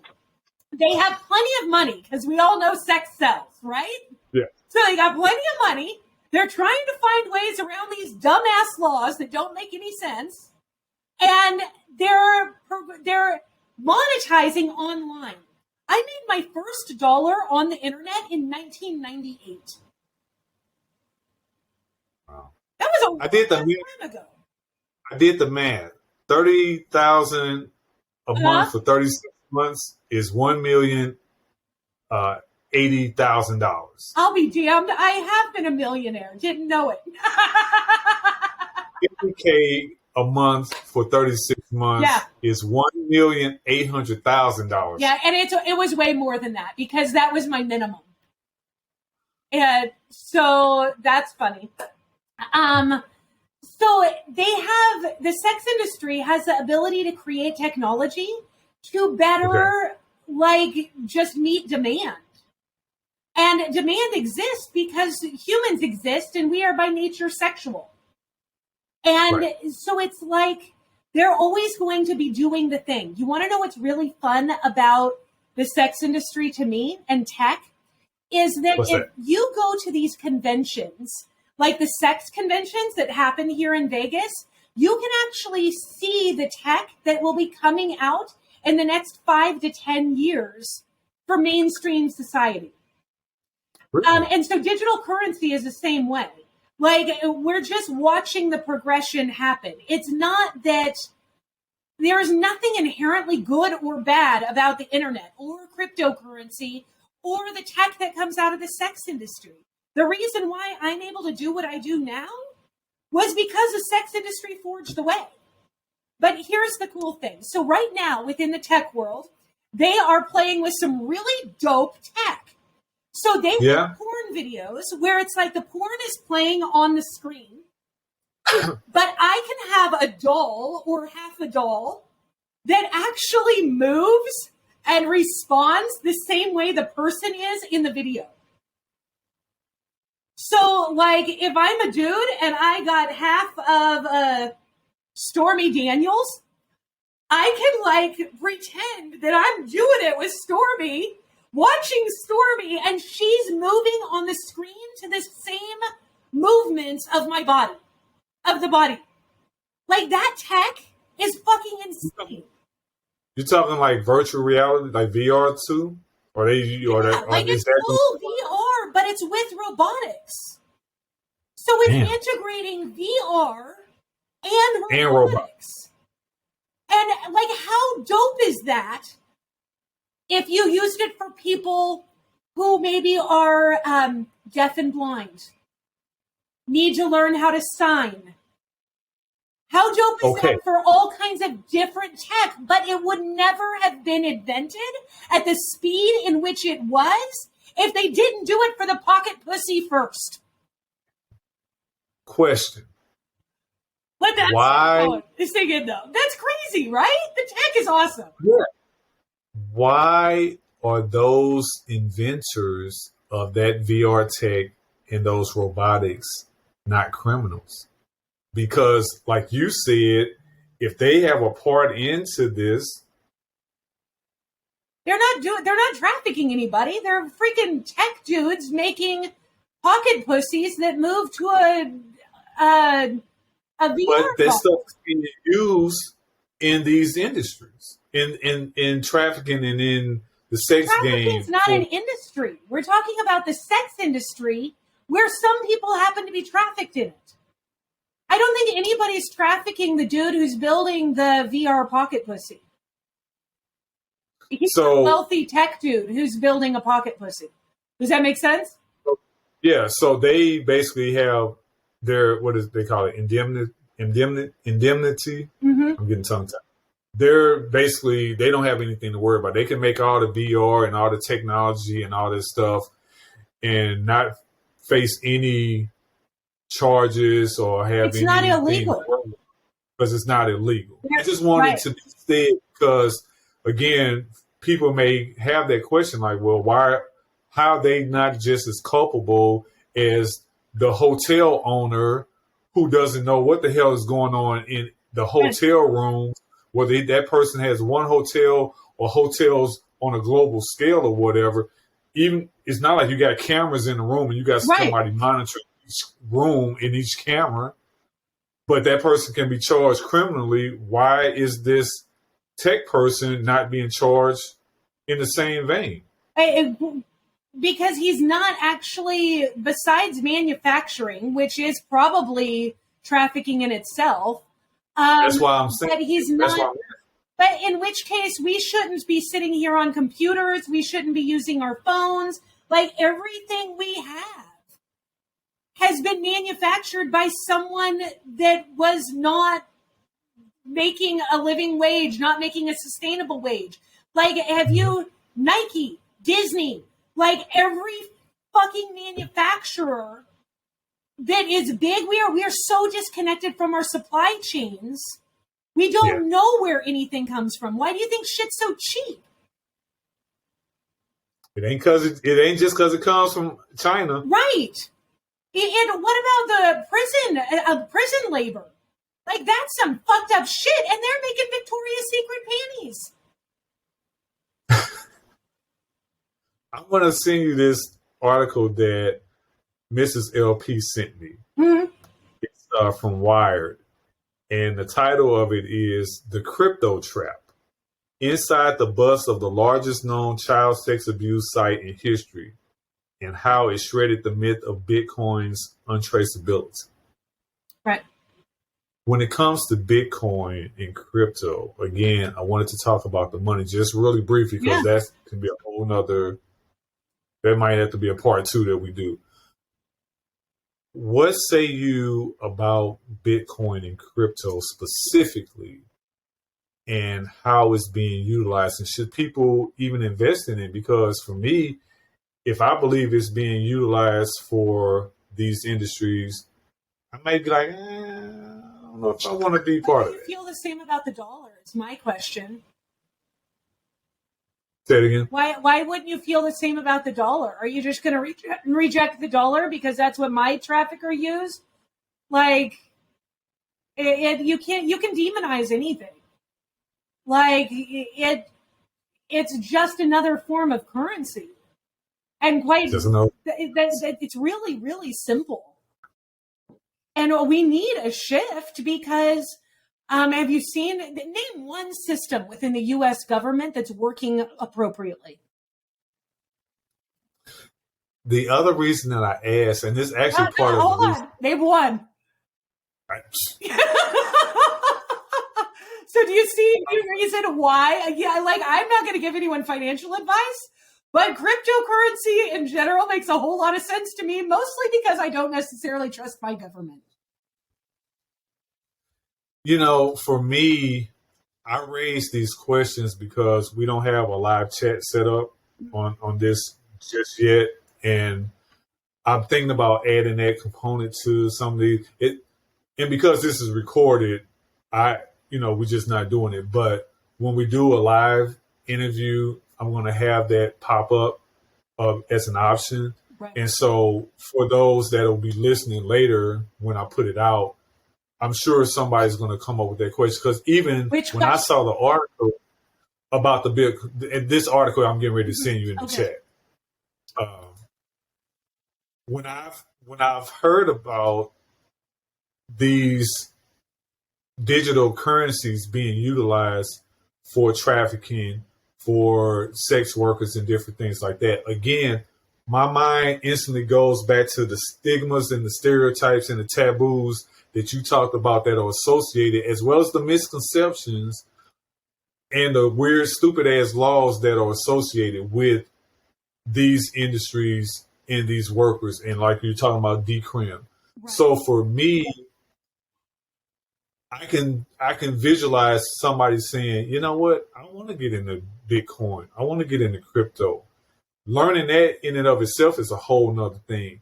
But if I think it's being utilized for trafficking, and in my mind, when I hear the word and when I see the word trafficking, I think of some little boys or some little girls in a container shipping container, or some van crossing the border from some country overseas coming into this country. Right. And being sent to be a sex worker or whatever. So, like, if I was raped with a baseball bat, would that mean we can't ever go to a baseball game? I'm telling you, these are the questions that I hear people saying. Right. So, like, that it just doesn't make any damn sense. Okay, so I'm looking at this article. What I see as the thing here is because it's inside the bust of the largest known child sex abuse site in history, and how it shredded the myth of Bitcoin's untraceability. So the thing with cryptocurrency was one of the beauties of it was that it was untraceable. And that has some advantages because cash in itself is untraceable. That's right. Legal tender. But nothing is really untraceable besides cash. Because anything that you do online, it follows you. Like they are watching everything. I don't know who they are, but unless you live with zero tech in a hole in the ground, in a cave somewhere, they are watching everything. So you might as well use that to your advantage because, like, I'm not moving to a hole in the ground anytime soon. Into a cave. Right? I'm sorry. So, like, if we just said, I'm not going to do crypto because it's used for trafficking, it would like me saying, I'm not going to go outside because there's sun out there. I'm not going to go do this. Like, I can't play baseball because I was raped with a bat. I can't, go eat Mexican food because I shit Chili's one time. Like, you can't. Like, the logic has to make sense, right? I can't with you, Jess. I can't. Look, I'm trying to stay focused on this time because you're going to make us end up doing a 3-hour fucking podcast or whatever. You answered my question in part. Again, we might have to do a... So what's the other half?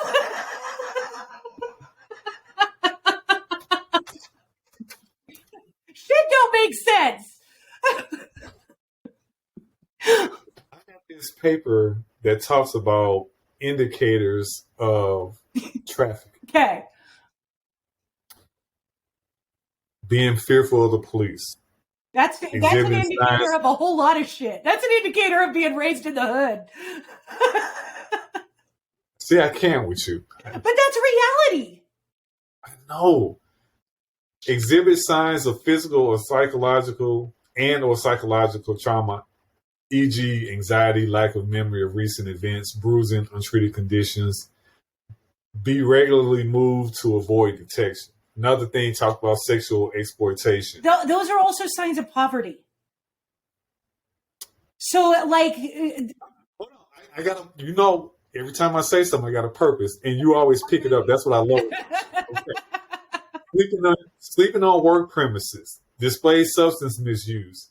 Being forced, intimidated, or coerced into performing sexual services. Forced labor.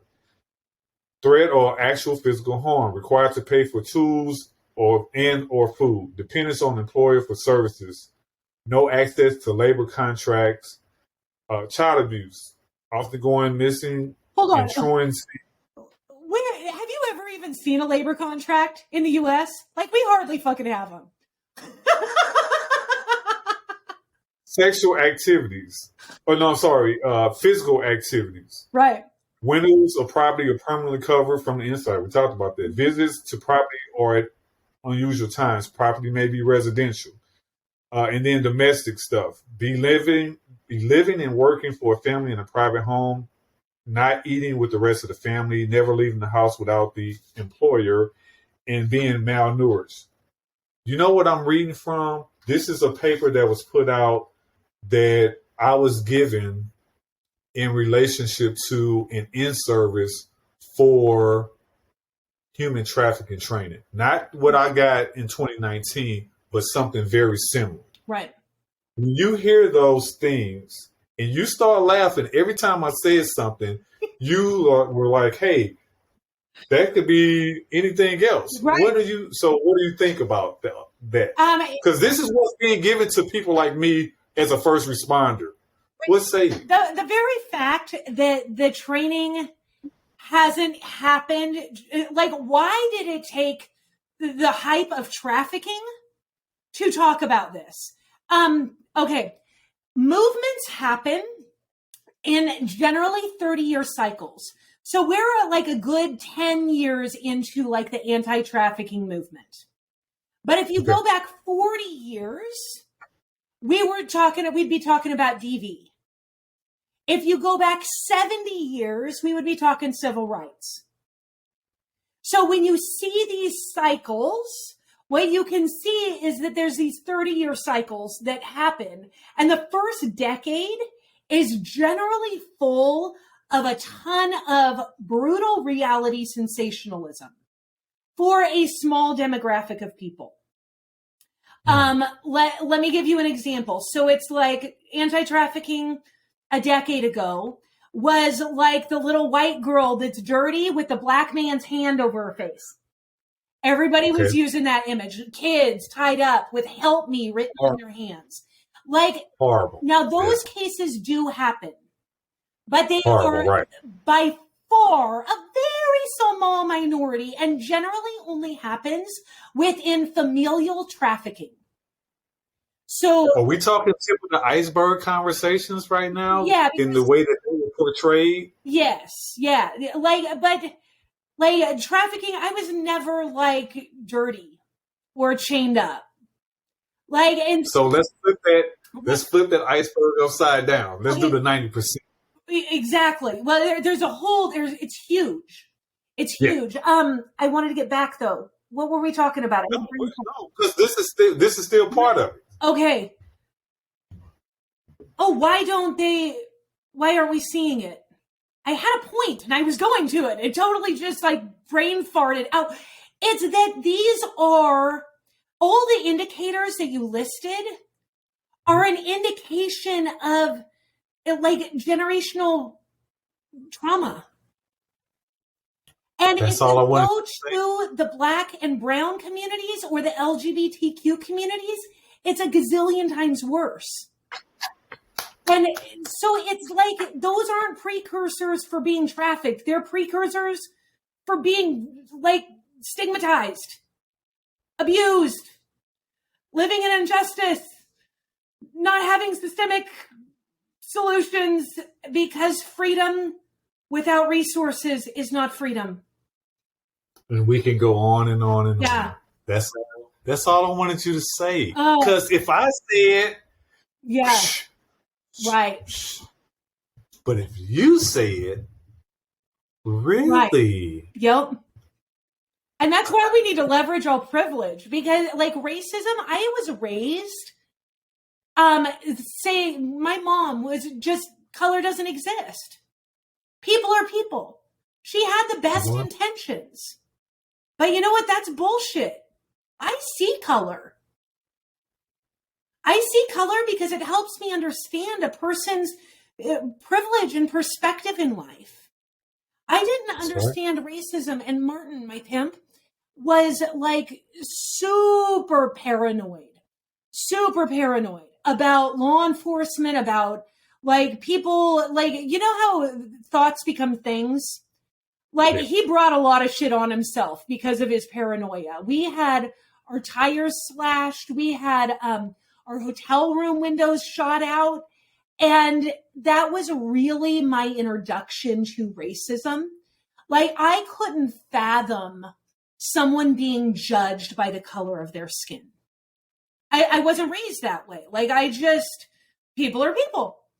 I didn't know that racism existed. And because I was white, I just thought everyone had the same experience I did until I was like trafficked.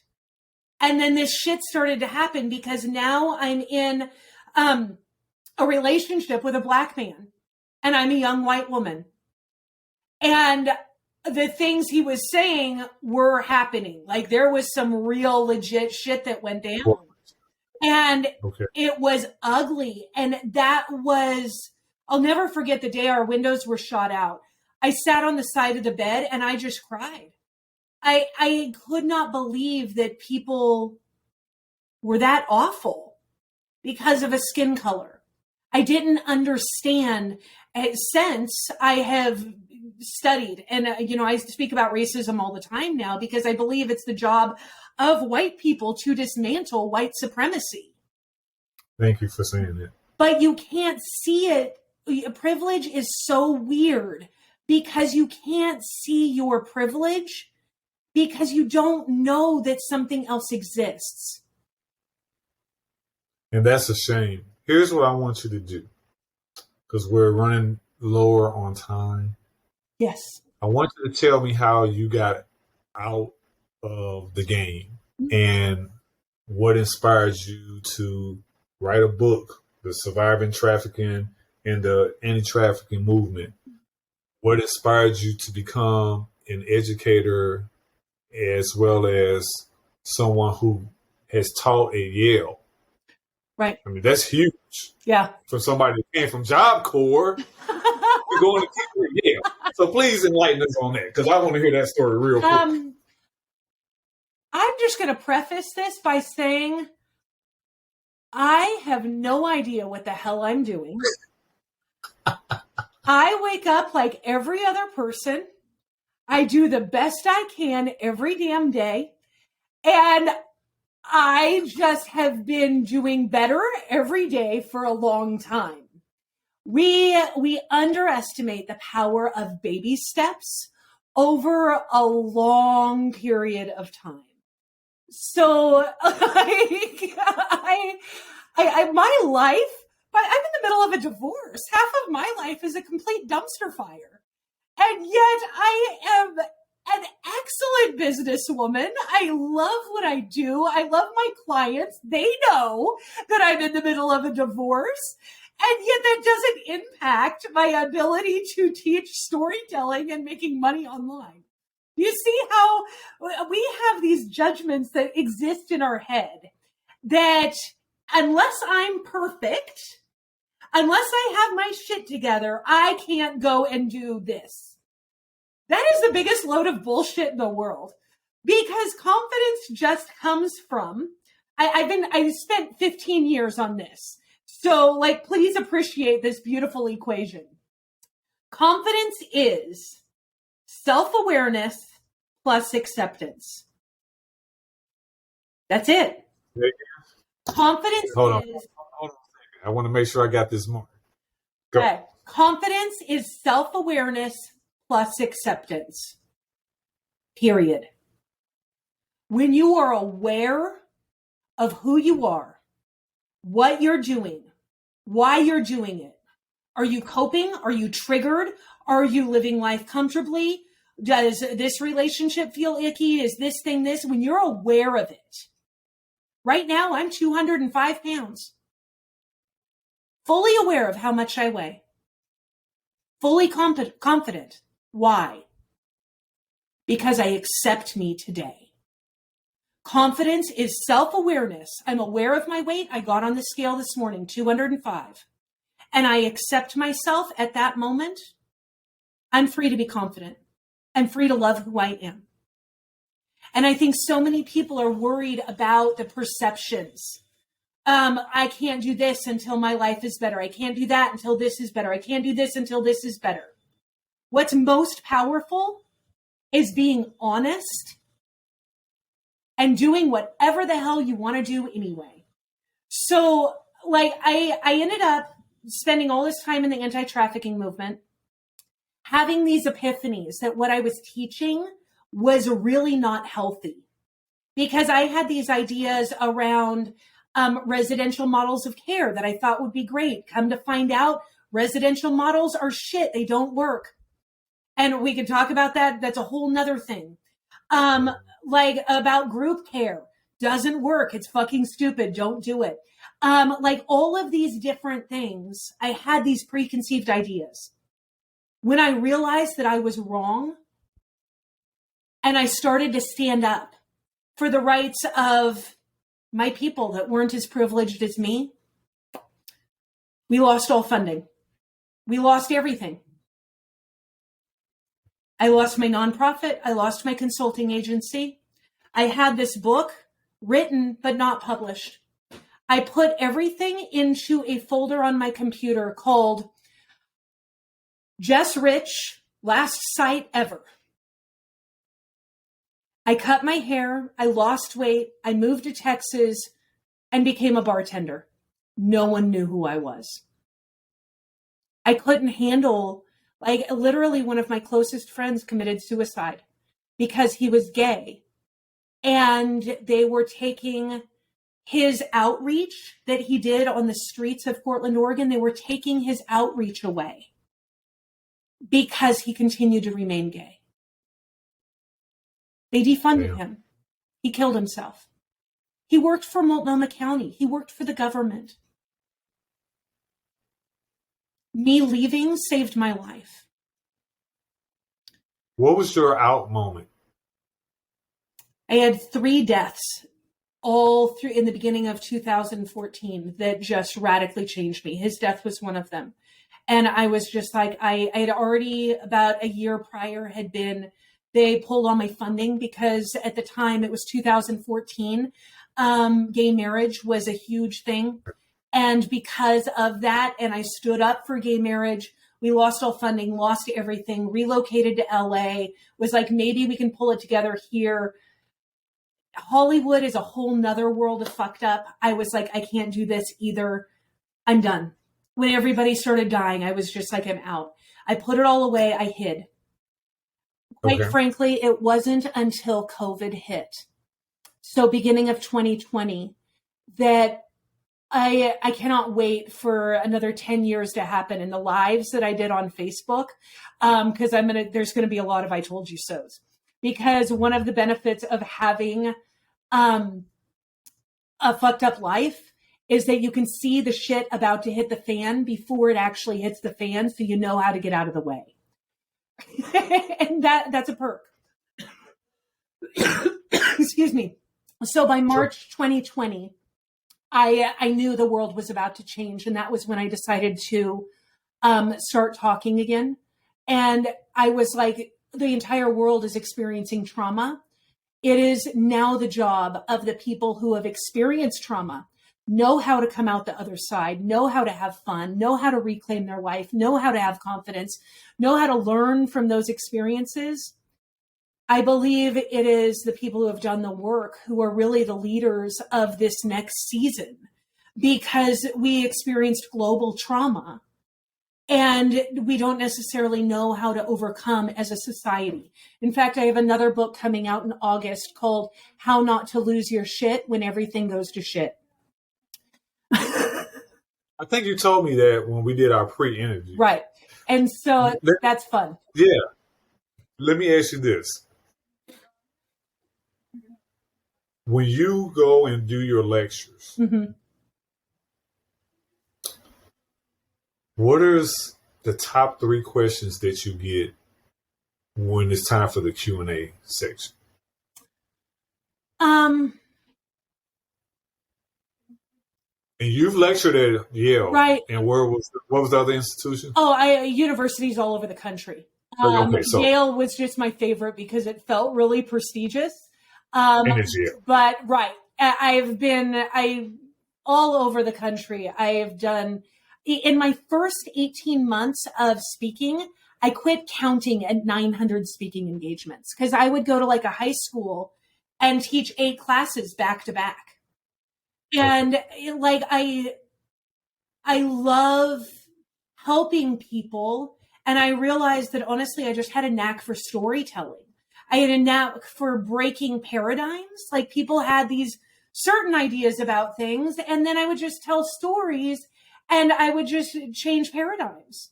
And so that was something that's essential. That's actually what I do now is I run an online school called Storytelling for Profit.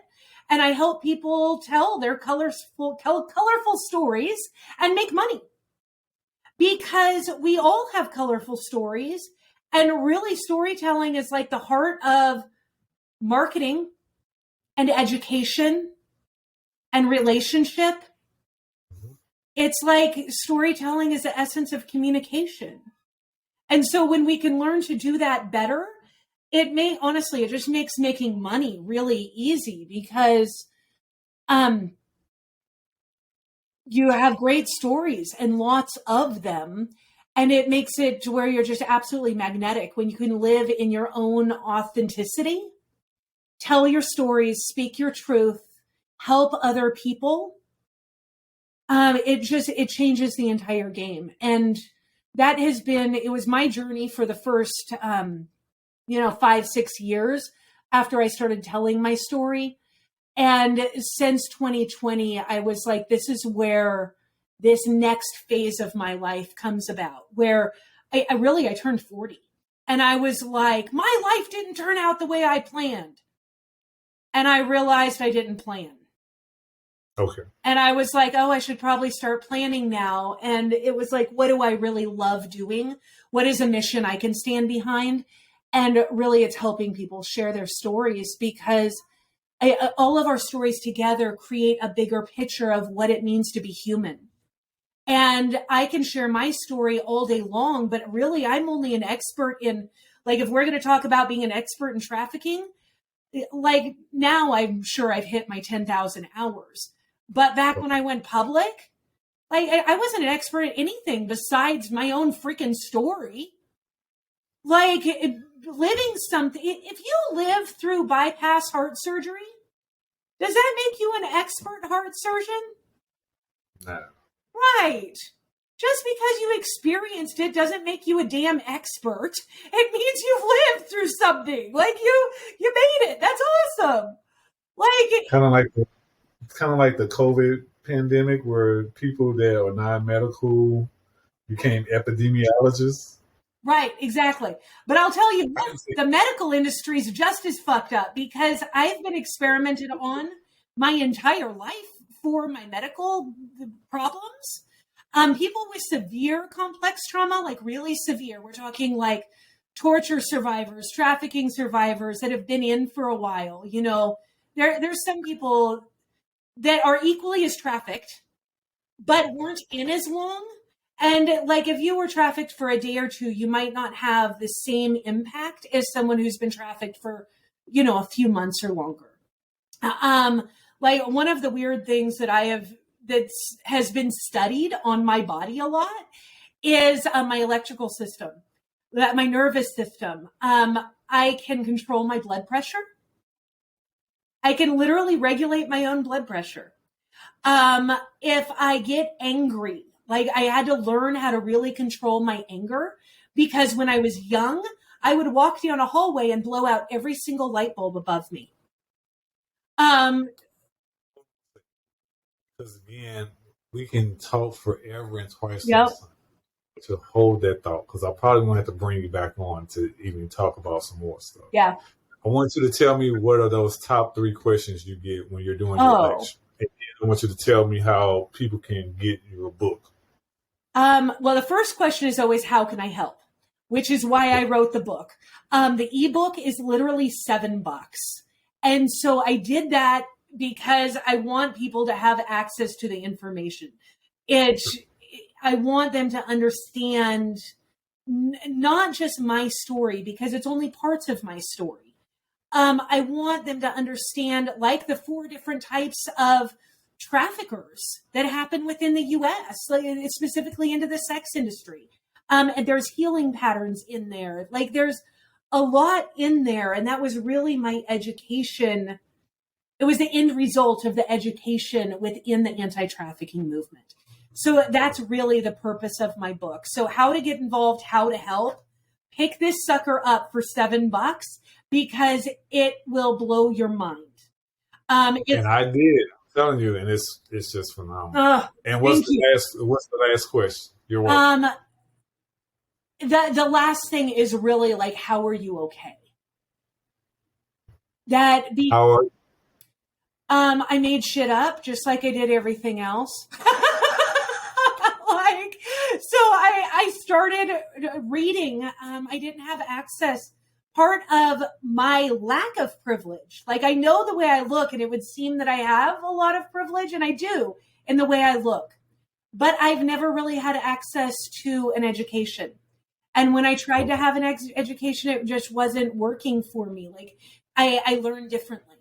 It occurred to me that I could read a library, and if I didn't care about getting the certificate at the end, I could forego a whole lot of university fees. So I literally have just read at least a library or 2, and then I did the work, not just with myself, but I've been helping people with complex trauma for 20 years. So it just literally within the last month, I took my like self-healing program and published it online. And that is actually also available for $7. And it's just 10 modules. And it's how do you get to that self-awareness plus acceptance equals confidence? How do you do that? You can do that for $7. It's the system that I used to heal myself. And it's the system that I have walked thousands of people through in order to receive their own freedom. It's a self-healing model. And so you have that link as well. I know the price is going to $27, but I'm not sure like when it goes out and when it is. But for $27, Still, right? It's my entire model. I did that because I, again, just want to help people, help them heal, help them rewrite their stories, have real tools so that we can like have power in our life, because that's what it is. It's really about taking back our power and just completely destroying that victim mentality. And that's really difficult to be able to say, yes, I was the victim of a crime. Yes, I have been a victim. Yes, I've been a victim of a lot of things throughout my life. but I am no one's victim. That's right. You're no one's victim. Jes, I want to have all your contact information posted in the description, Awesome. as well as how they can get your book. I'm telling you, I can talk to you every day and twice on Sunday. And I'm going to be reaching out to you, if not later on today, probably tomorrow, definitely, because there's a couple things that I want to discuss with you. I know I'm going to bring you back on. Like, that's just a no-brainer. I want to do some prep work about that because I want to get more into the book itself. Yeah. And I want people to really understand what your mission is, which is on the screen. My mission is to humanitize humanity. I have the same mission. Humanize. Because we've dehumanized people. When exactly. I say that so stop right there. Trick or a trafficker, they're like, lock him up, castrate him. No. I got you. I say it every time I'm speaking in public. My job and my goal is to get us back to our humanity. Yeah. Period, point blank. Because if we get back to our humanity, we're going to be better humans, and that's going to resolve a lot of the problems. Maybe not every single thing, but a lot of the problems that we face. Absolutely. Jes Rich, I love you. We're going to be speaking soon. And I'm telling you, I thank you so much for coming on the show. Please, please, please continue to take care of you. Oh, yeah. And be the best that you can be. Thank you. And likewise, I really appreciate all of this. Like, I appreciate what you're doing. The voice that you're bringing to this. I appreciate your heart. And yeah, we need a lot more humaning around these parts. So thank you for humaning like an awesome person. That's right. Okay, well, I look forward to chatting with you again. Yeah, definitely. And we will definitely keep in touch. And like I said, if not tonight, because Mrs. LP is like, I'm hungry. Okay. Right? I'm actually speaking at an event in an hour and a half. So I've got to run too. So, all right, my dear. Wonderful. Bye. Thank you. Take care. Absolutely. Bye-bye.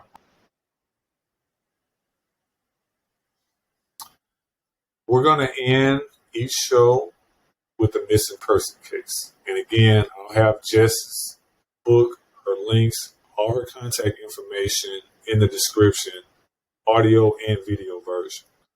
We close out of this portion of the share, and I'm going to bring up the missing person case that we're going to cover. Every show we talk about a black and brown missing person case, man, woman, or child. This is from the FBI.gov's website. Her name is KEIOSHA Marie Felix. Again, KEIOSHA Marie Felix. This was posted April 30th, 2012. April 30th, 2012. She's still missing, folks. She's from Dawson, Louisiana. Date of birth, April 8th, 1997. Eyes brown, hair brown, approximately 5 foot tall, female, black. The FBI is offering a reward for up to $5,000 for information leading to the safe return of KEIOSHA Marie Felix. KEIOSHA Felix is known to frequent the Daisy, I hope I'm pronouncing that right, area of Lafayette, Louisiana. She may use the nickname, quote unquote, Red. KEIOSHA Marie Felix was last seen at a residence in Tucson, Louisiana, on or about April 30th, 2012. If you have any information concerning this person, I'm sorry, let me restate that. If you have any information concerning KEIOSHA Marie Felix, please contact the local FBI office or the nearest American embassy in the overseas for counseling. This field office that they are using is the New Orleans FBI field office. In KEIOSHA Marie Felix. Say her name. KEIOSHA Marie Felix. I want to thank everybody. I want to thank everybody for listening in to the Trigger One to Talk podcast. This has been a great conversation. I know that for me, it's very helpful talking to people about these issues because it brings to the forefront why I'm doing this podcast, what it means to me, for me. And so, for all the listeners, for all the viewers, I want to thank you all sincerely for being part of this podcast. I want to thank you all for showing up, showing out. I hope this information helps. I want to move the needle in terms of generating dialogue. I want to thank you all again from the bottom of my heart. Until next time, this is the Trigger One to Talk podcast. As I always say, don't be out.